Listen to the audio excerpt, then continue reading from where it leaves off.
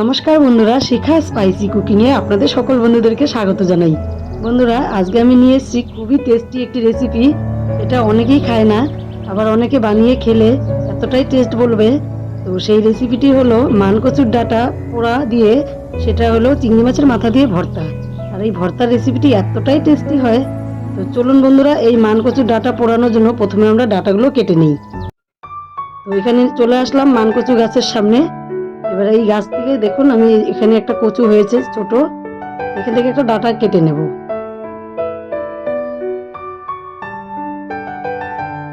দেখুন বন্ধুরা, এখান থেকে ডাঁটাটা আমি কাটবো। আগেও দুখানা কেটেছি, গাছটা আমি দেখিয়ে দিচ্ছি।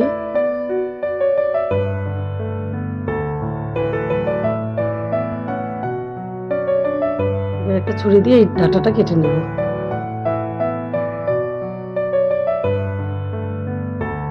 এই কচুর ডাঁটাগুলো খেতে এতটাই টেস্টি হয় বন্ধুরা, সত্যি না খেলে বুঝতে পারবেন না, এতটা টেস্টি ডাঁটা আমি আগে কখনো দেখিনি। তো পাতাটা কেটে দিলাম, এবার ডাঁটাগুলো নিয়ে যাব। টোটাল 3খানা ডাঁটা কেটেছি। এই 3খানা ডাঁটাকে আমি এখন ভালো করে ধুয়ে পরিষ্কার করে নেব। তো বন্ধুরা, এদিকে একটা উনুনে আমি আগুন ধরিয়ে দিয়েছি, লাকড়ি দিয়ে আমি এটা পুড়িয়ে নেব। তো কচুর ডাঁটাতে আমি প্রথমে সর্ষের তেল মেখে নিয়েছি। আগে ডাঁটাগুলো ধুয়ে শুকিয়ে নিয়ে তারপরে সর্ষের তেল মেখে দিয়েছি।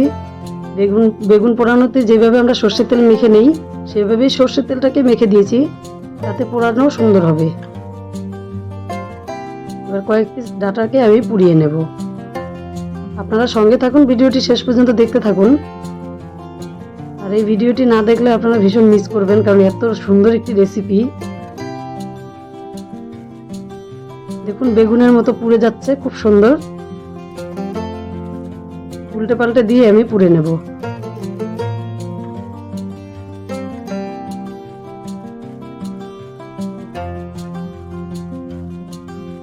তো একে একে 3-4খানা ডাঁটাকে আমি পুড়ে নিয়েছি বন্ধুরা। এদিকে পোড়ানো হয়ে গেছে। এবার আমি নামিয়ে নেব। একটা পাত্রে আমি নামিয়ে নিচ্ছি, ভীষণ গরম আছে। তো এবার কচুর ডাঁটাগুলোতে জল দিয়ে ধুয়ে নেব, কারণ উপরে ছাই লেগে আছে। জল দিয়ে সুন্দর করে কচলে কচলে ধুয়ে নিতে হবে।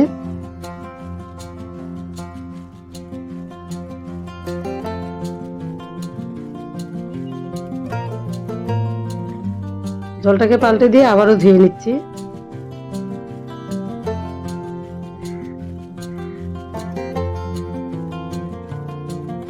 দেখুন বন্ধুরা, চোচাটা কি সুন্দর বেগুনের মতো উঠে যাচ্ছে।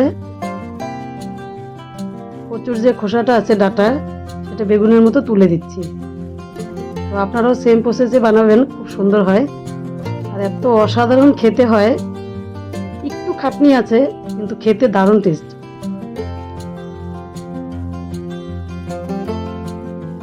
কচুর ডাঁটার খোসাগুলো তো ছাড়িয়ে নিয়েছি। এদিকে চিংড়ি মাছের মাথা ভাজা ছিল, সেটা আমি পেস্ট করে নেব।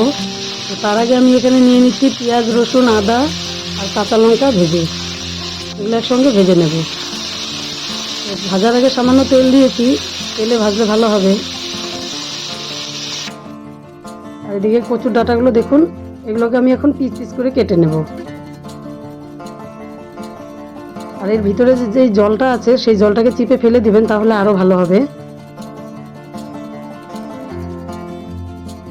দেখতে একেবারেই বেগুনের মতো লাগছে বন্ধুরা।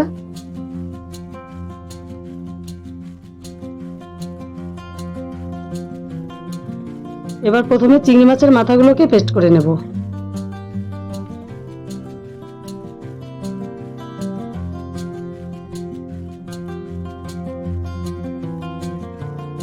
দেখুন বন্ধুরা, পেস্টটা পুরো মিহি করিনি, কারণ পাটাতে বাটলে যেরকম হবে ঠিক ওরকমই রেখেছি, তাতে বাটার টেস্টটা পাবেন। এখানে এভাবে করলে বাটার টেস্টটা পাবেন, পুরো মিহি করা যাবে না।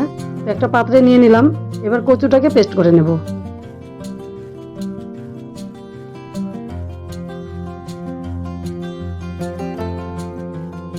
বন্ধুরা, কচুটাও পেস্ট করে নিয়েছি, এবার একটা পাত্রে ঢেলে নিচ্ছি।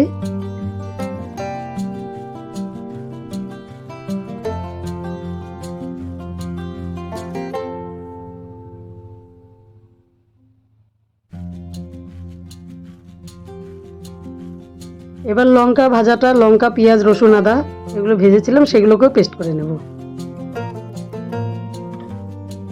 একটা জিনিস খেয়াল করবেন বন্ধুরা, আমি কিন্তু পুরো মিহি করিনি, পাটাতে বাটলে যেরকম হয় সেভাবেই আমি এটা করব।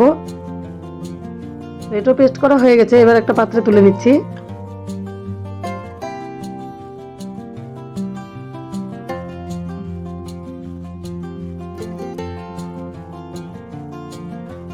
এবার একটা কড়াইয়ে তেল দিয়ে তাতে দিয়ে দিলাম কচুর পেস্টটা।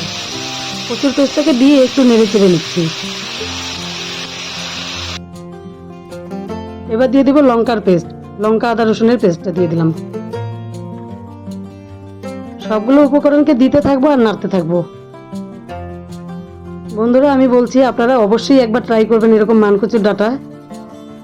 এখানে দিয়ে দিলাম চিনি আর লবণ, সামান্য পরিমাণ হলুদ। চিনিটা সামান্য পরিমাণ দিতে হবে এই কারণেই, তাতে টেস্টটা বাড়বে, অনেকটাই বেড়ে যাবে।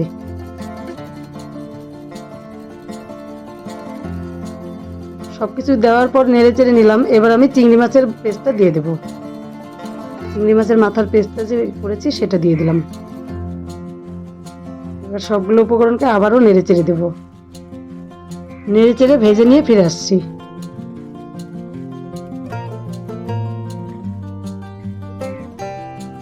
খুবই ইজিভাবে একটি রেসিপি, আর এতটাই টেস্ট হয়।